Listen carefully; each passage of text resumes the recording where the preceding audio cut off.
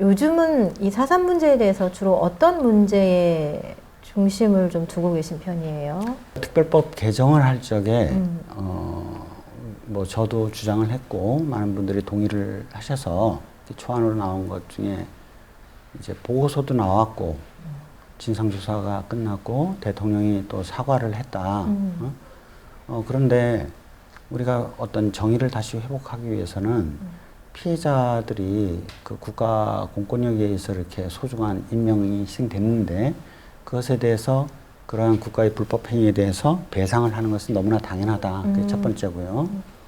두 번째는 제주 4.3 사건 때 그 엉터리 재판으로 전국 각지의 형무소에 수감됐다가 6.25 전쟁 때 이승만 정권에 의해서 불법 학살된 분들이 많이 계시거든요.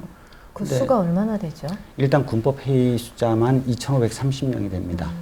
그분들이 이제 뭐 대구 형무소, 대전 형무소 뭐 이런 데 수감됐다가 이제 인민군에게 쫓기던 이승만이 거의 패닉 상태에 빠져서 형무소 수감자들을 학살을 했죠.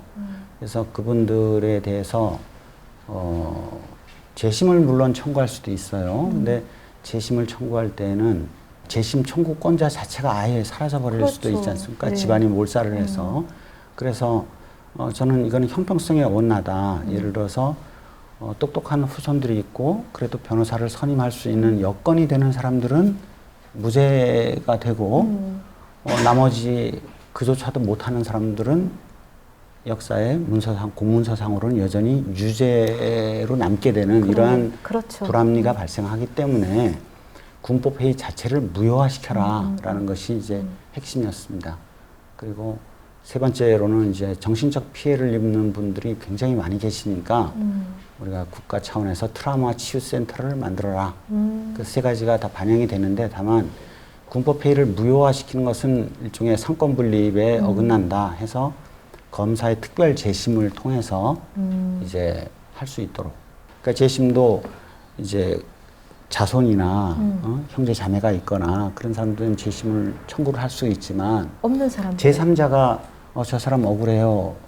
재심 내가 대신 청구할게요. 이건 안 되거든요. 그렇죠. 그리고 그것도 변호사를 선임하고 여러 가지 그 문제들을 겪어야 되기 때문에 이것을 한꺼번에 잘 해결해 줄 수 있는 방법은 국가가 그걸 해결해 줘야 된다. 왜?